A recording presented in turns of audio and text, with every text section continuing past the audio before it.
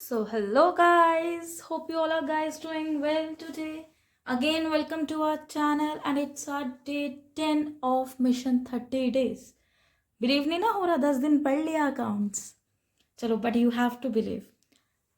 बेटा आज देखो आपका टॉपिक है as you all can see on the board here. Treatment for or accounting of investment fluctuation reserve IFR. We don't take so much time for a long to revise these topics in brief क्योंकि आप सबने पढ़ा है. ये एक आपको मैं कहते हैं ना धक्का देते हैं. I am just pushing you कि हाँ भाई ये भी सिलेबस में है. जैसे वर्कमैन कंपनसेशन रिजर्व पढ़ा, इसका भी ट्रीटमेंट बिल्कुल सेम है, बस वर्कमैन कंपनसेशन रिजर्व की जगह आप यूज करोगे इन्वेस्टमेंट फ्लक्चुएशन रिजर्व. और जहां पे बेटा जी आप यूज कर रहे थे वर्कमैन कंपनसेशन क्लेम, वहां पे आप वर्ड यूज करोगे इन्वेस्टमेंट. क्या वर्ड यूज करोगे बेटा? Investment. So without wasting your time we'll start the topic investment fluctuation reserve which is the initial topic for today's session. Now start. कल हमने सबसे पहले पढ़ा कि जब वर्कमैन कंपनसेशन रिजर्व का कोई डाटा नहीं आपको गिवन हो, there will be no information mention in the question. इसमें भी पहला वही है, नो इन्फॉर्मेशन. उसमें क्लेम होता है, इसमें क्लेम नहीं होता. ठीक है, no information. Workman compensation claim होता है, इन्वेस्टमेंट के लिए क्लेम नहीं होता. ठीक है guys. Case 1 is when there will be no information given in the question, then the entry pass for this will be what? Simple. जैसे WCR टू ऑल पार्टनर्स था, यहाँ पे क्या आ जाएगा? Investment fluctuation reserve account DR to all partners capital, और क्या कह सकते हैं हम? Current account. भैया बार बार ना मुझे बोलना पड़े, इतना पढ़ लिया आप लोगों ने. ठीक है. अब IFR से कंफ्यूज मत होना. IFR हमारा इन्वेस्टमेंट फ्लक्चुएशन रिजर्व की एब्रीविएशन है. देन केस 2, उसमें हम कर रहे थे workman compensation claim is equal to workman compensation reserve. But यहाँ पे क्या है? यहाँ पे इन्वेस्टमेंट्स हैं. इन्वेस्टमेंट फ्लक्चुएशन रिजर्व के नाम से पता लग रहा है यहाँ पे किसका काम है? इन्वेस्टमेंट्स का. तो इन्वेस्टमेंट्स का क्या है? वो कह रहा है जब आपकी when your market value of investment is equal to the book value, जब आपकी मार्केट वैल्यू किसके बराबर होगी? बुक वैल्यू के. कहते हैं मार्केट वैल्यू ऑफ रहने दो आप, सिंपल देखो. जो इन्वेस्टमेंट की मार्केट वैल्यू है वो जब इक्वल होगी उसकी बुक वैल्यू से, then what should be the treatment? What will be the entry pass for this case? Anybody? Any guesses? Yes? No one? Simple. IFR to all partners capital account. Again the entry will be same. जब कोई information नहीं given या फिर market value equal होगी book value के. IFR investment fluctuation reserve account DR to all partners. In directly आप लोग कह सकते हो कि पहले दो केसेस सेम है. Your these two cases, entries for these two cases will be this same. Understand? अब हम पढ़ेंगे भाई जब मार्केट वैल्यू, एक तो केस हो गया इक्वल होगी. अब आपके अंदाजे से क्या होना चाहिए जब मार्केट वैल्यू कम होगी? किससे? बुक वैल्यू से. When the case 3 says when your market value of, अब मैं इन्वेस्टमेंट के लिए INV यूज कर रही हूं. डोंट बी क्रिएट पैनिक कि ये कहां से आ गई. ये इन्वेस्टमेंट की एब्रीविएशन है. Is it? When your market value of investments is less than book value of investment. क्या एंट्री आनी चाहिए? सिंपल. जैसे कल पढ़ा था, जब वर्कमैन कंपनसेशन क्लेम कम होगा वर्कमैन कंपनसेशन रिजर्व से, तो हमने एंट्री क्या की थी? एनीबडी जिसने सुना हो कल ध्यान से? जब कम था WCC, क्लेम कम था रिजर्व से, तो एंट्री क्या की थी? WCR to WCC to all partners. यहां पे क्या आ जाएगा? WCR की जगह हम क्या यूज करेंगे? IFR. IFR क्या है? Investment fluctuation reserve account DR to what? To में हम ले रहे थे वर्कमैन कंपनसेशन क्लेम. अब यहां पे क्या आएगा? वर्कमैन कंपनसेशन क्लेम की जगह to investments account simply, and to same रहेगा नीचे ऑल पार्टनर्स। बेसिकली आप इसको सीक्वेंस में लिखा करो, to all partners capital either current account. Any doubt till this feel free to ask me in the comment section. I will definitely clear your each and every doubt. चलो, now we'll move to the case 4 ahead. देखो बच्चे, now case 4 says जब आपकी investment की value में fall आएगा, when there is a fall in the value of investment is equal to the value of what? Investment fluctuation reserve, which is IFR, investment fluctuation reserves, जिसको हम IFR भी बोलते हैं। ठीक है जी। जब कह रहा है जब आपका फॉल आता है इन्वेस्टमेंट में, किस में फॉल आता है? इन्वेस्टमेंट की वैल्यू में, और वो इक्वल हो जाता है आपके इन्वेस्टमेंट फ्लक्चुएशन रिजर्व से। फॉर एग्जांपल IFR आपको दिया है 20,000 और आपकी इन्वेस्टमेंट भी गिर रही है 20,000 से, then what should be the treatment? मतलब 20,000 से गिरी इन्वेस्टमेंट की वैल्यू और 20,000 ही IFR का क्या था? अमाउंट था ना, बैलेंस था बच्चे। तो वही चीज अब इसके लिए एंट्री क्या होगी? सिंपल एंट्री होगी, कहीं हौच पौच कुछ नहीं है। The entry for this case will be what? IFR WCR की जगह investment fluctuation reserve account DR2, WCC claim की जगह इन्वेस्टमेंट अकाउंट। सिंपली जब इक्वल हो जाएगा तो दोनों के अमाउंट ऑटोमेटिकली इक्वल आ जाएगी। जैसे मैंने आपको एग्जांपल दी 20,000 दोनों का, तो दोनों में 20,000 आ जाएगा।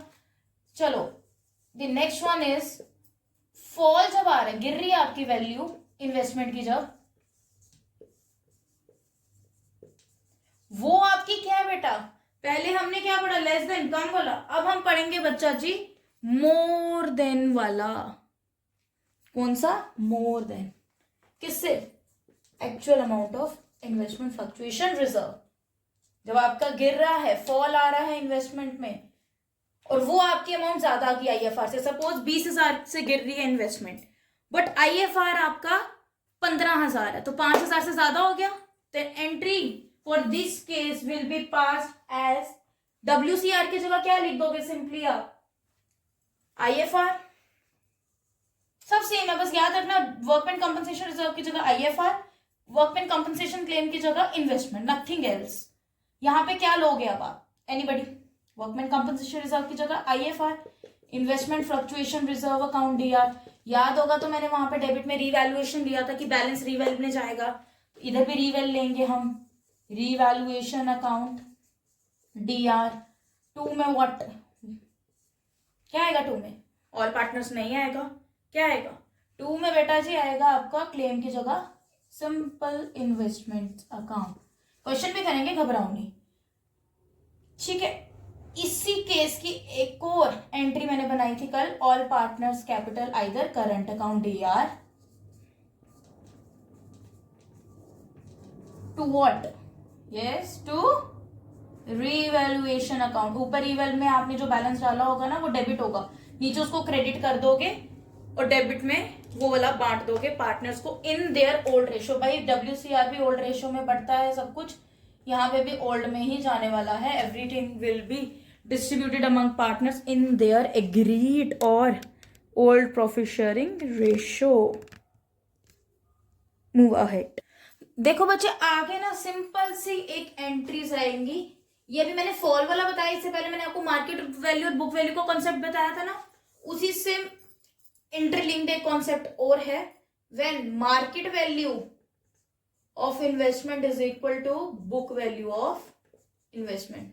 समझ जाओगे? Market value stands for MV stands for market value and BW stands for book value. ठीक है जी? किसी को यहां तक कोई doubt? So kindly let me know in the comment section. देखो बेटा जी, नाउ यू हैव केस 6। अब इसमें कह रहे थे मार्केट वैल्यू बराबर है बुक वैल्यू के, तो वो तो सारा कॉन्सेप्ट यही रहने वाला है, IFR to all partners capital current account, फिर investment to revaluation, then revaluation to all partners को, सब कुछ होल्ड में जाने वाला भाई WCR पे।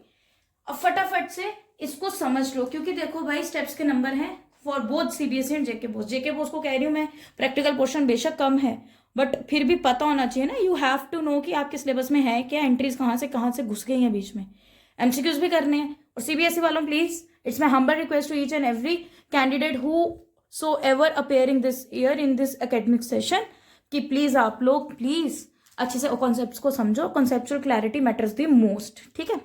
जैसे आजकल सुना है ना, वो चलता है रील्स में, वो जैसे सुना है ना आजकल चलता है रील्स में, झटपट फटाफट लक्ष्मी जी घर के अंदर, वैसे ये याद रखो, झटपट फटाफट कॉन्सेप्ट्स को समझो, अकाउंट्स के सारा डाटा आपके दिमाग के अंदर।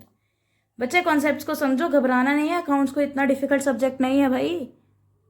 करो, आगे बढ़ते हैं, आपको एक एग्जाम्पल लेंगे हम। देखो बच्चे, सॉरी फॉर द इंटरप्शन, मैंने लास्ट में आई थिंक लिख गया था एमवी इज इक्वल टू बीवी, वो केस था when market value higher than book value.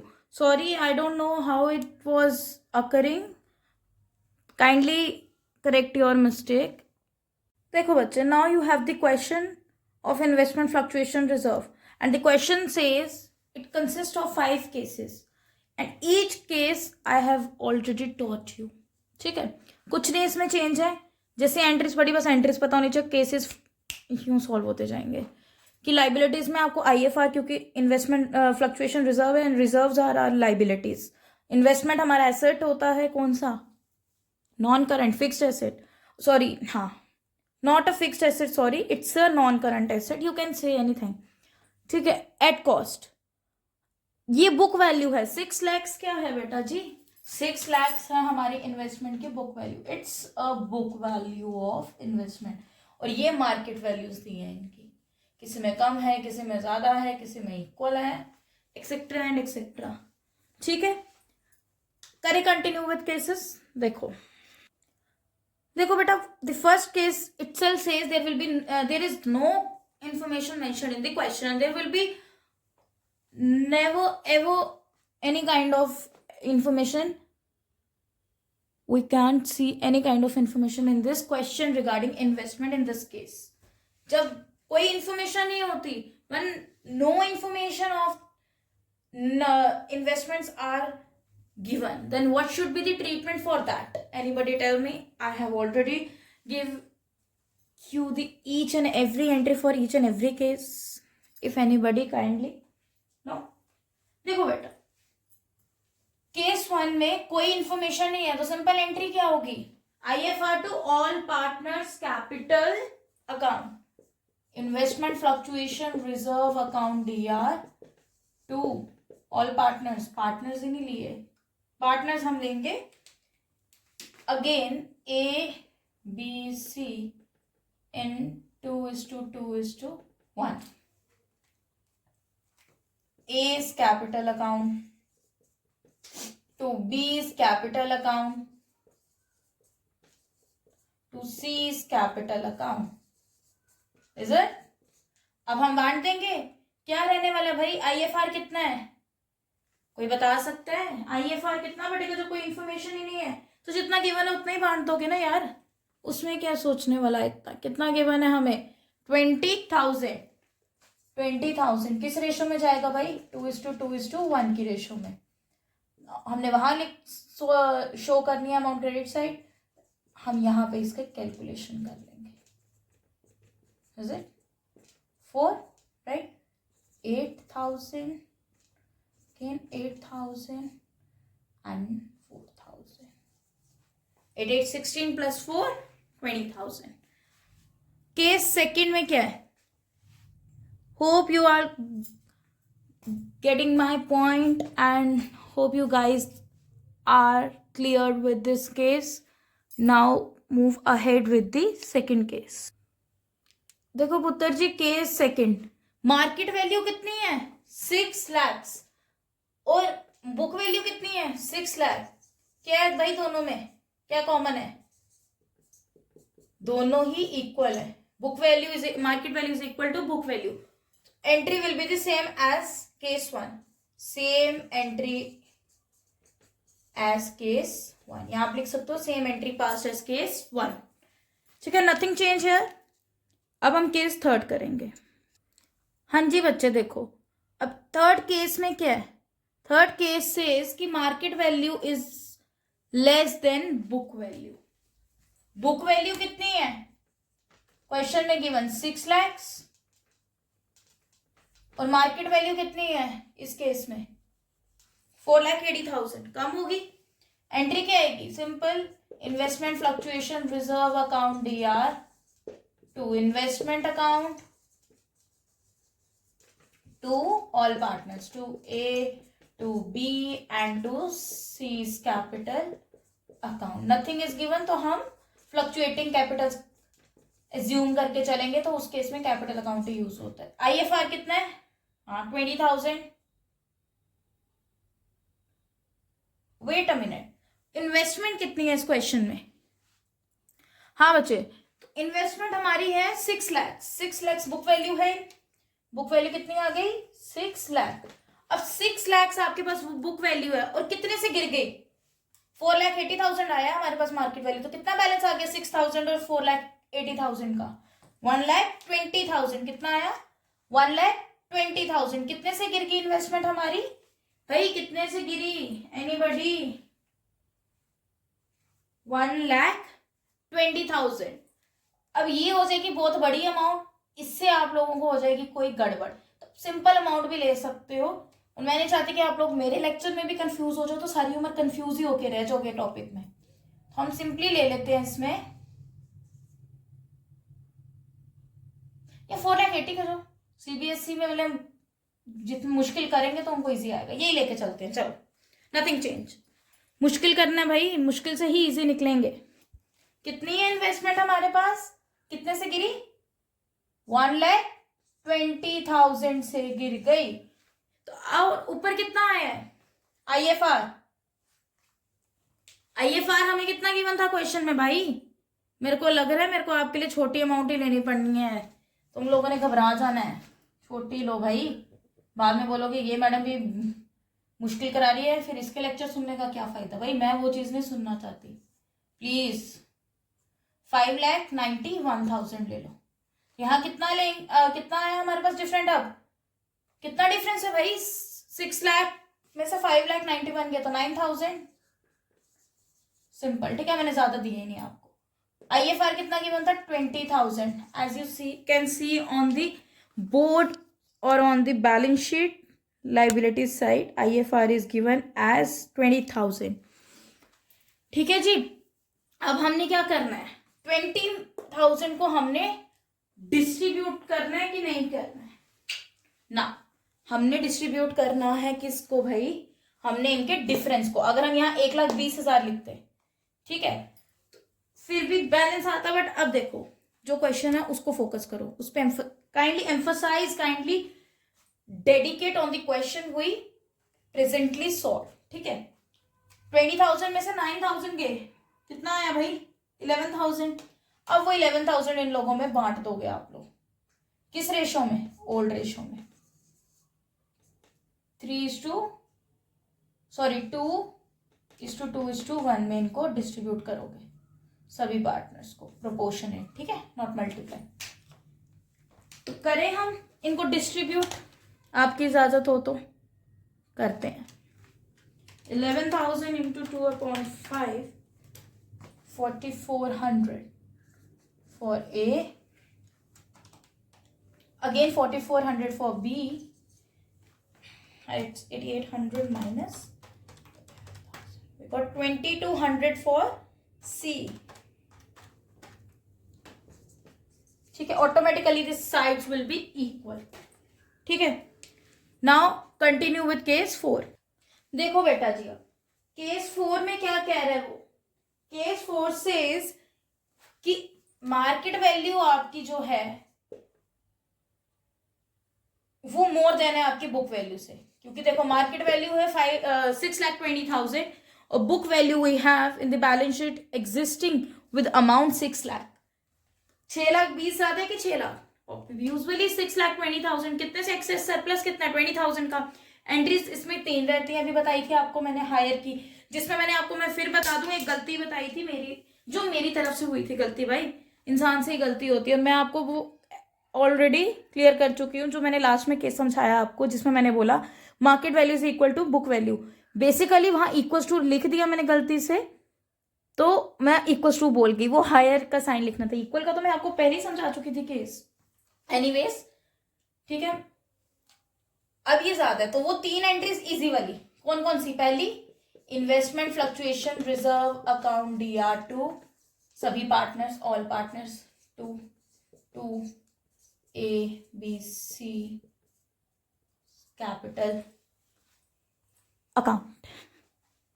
ठीक है जी, कैपिटल अकाउंट।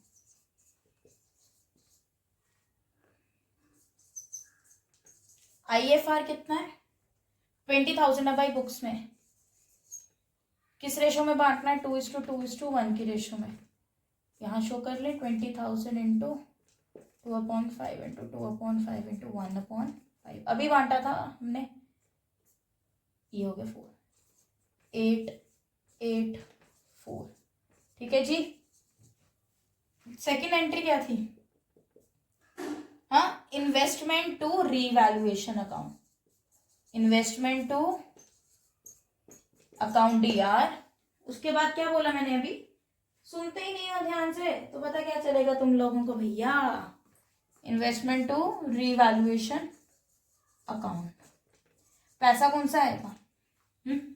जो भाई वो है, क्या बोलते हैं आपके पास, IFR है, वो पैसा इसमें चला जाएगा इन्वेस्टमेंट में, क्योंकि अब जो इन्वेस्टमेंट की वैल्यू है वो ब्रॉटअप करेगा ना into market value, brought up to market value.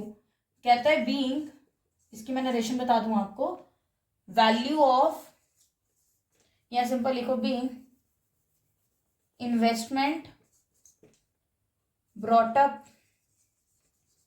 Book value up to market value. अब पैसा कौन सा आएगा? जो इन्वेस्टमेंट IFR का था 20,000। ठीक है, and the third entry for this case will be what? क्या होगी भाई?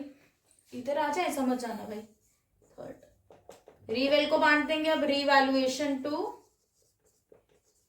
All partners. अब आप बोलोगे मैम आप क्या पागल हो क्यों? बोलो भाई पागल हो गए हो मैम, है वही पैसा दोबारा हमने बांट देना है। पागल वाली बात नहीं है बेटा, इट्स अकाउंटेंसी, यही है अकाउंट्स का नाम, शो करना पड़ेगा। फिर से बांटो, रीवेल में कितना पैसा आया है बताओ? जो भी ऊपर बांट दिया वही पैसा आप नीचे डाल दोगे।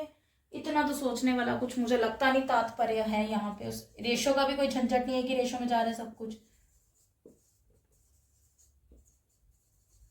ठीक है जी, kindly took a screenshot of this case, then we will continue with last case।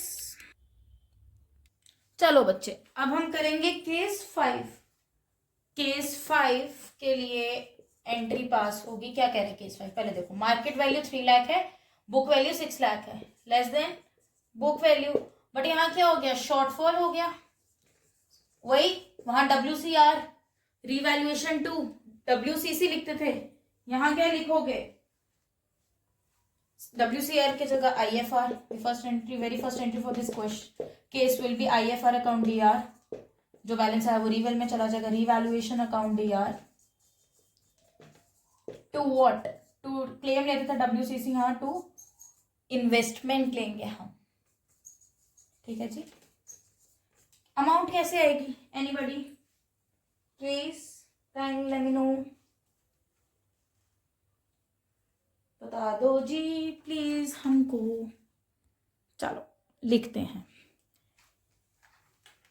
IFR जितना गिवन था उतना लिख देंगे 20,000। इन्वेस्टमेंट का क्या बैलेंस है भाई? 6 लाख थी, 3 लाख होगी। कितने से गिरी? 3 लाख से। जो बैलेंस है वहां लिख दो। कितना आया? 3 लाख में से 20,000 गए, कितना आया? 2,80,000। अब ये 2,80,000 बांट दोगे अगली एंट्री में, क्या आएगा? पार्टनर्स, सॉरी पार्टनर्स कौन है? A's, B's and C's capital account DR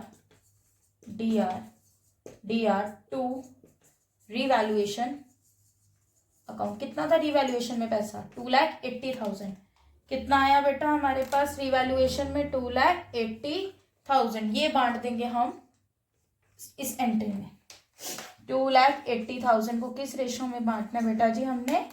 in which ratio we have to distribute this balance of revaluation account in their agreed profit sharing ratio mentioned in the question. 2,80,000 5, 1,12,000 for A, 1,12,000 for B, and 56,000 for whom? For C. 56,000. So now here your investment fluctuation reserve treatment will end. अब मैं आपको छोटा सा topic कराऊंगी, उसके बाद we will wind up today session. Boom भाई, ये क्या किया मैडम ने? बूम बूम किया इसीलिए रिवैल्यूएशन अकाउंट आ गया। हाय रब्बा, ये तो वही टॉपिक आ गया जो नहीं आना चाहिए था। बट जब आपको अच्छे से आएगा ना समझ, तब आप बोलोगे काश काश भगवान जी ये पेपर में आ जाए, क्योंकि ये बहुत इजी होता है बेटा रिवैल्यूएशन अकाउंट। अगर कॉन्सेप्ट समझ आ जाए तो फिर तो बल्ले बल्ले है सच्ची।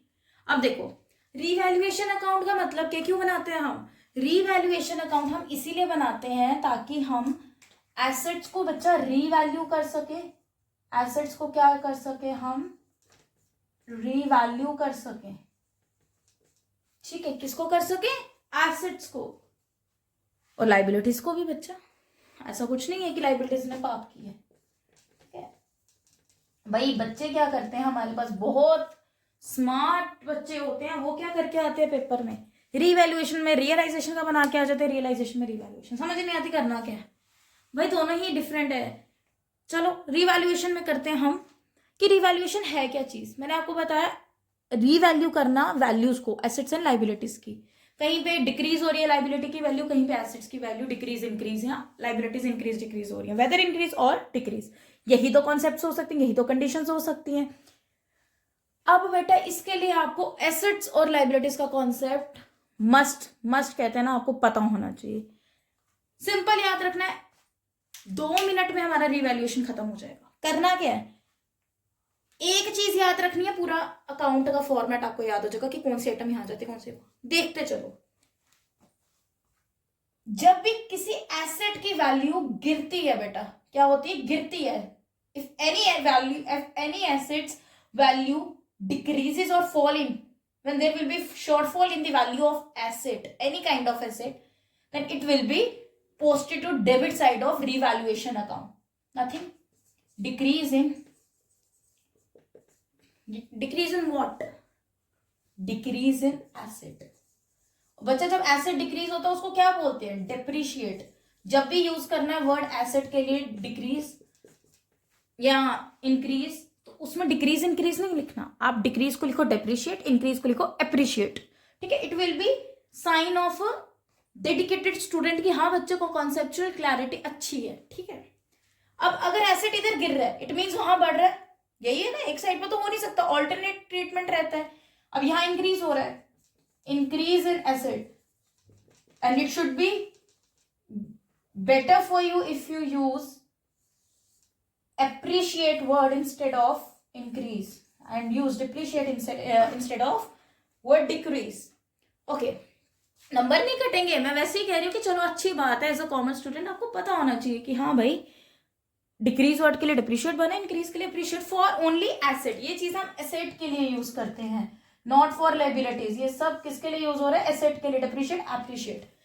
लाइबिलिटीज को हम वही बोलेंगे increase either decrease.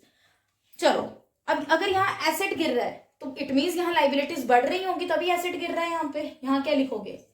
Increase in liability, increase in बच्चा लाइबिलिटीज। जब लाइबिलिटीज बढ़ती हैं वो यहाँ पे आ जाती है रिवेल के।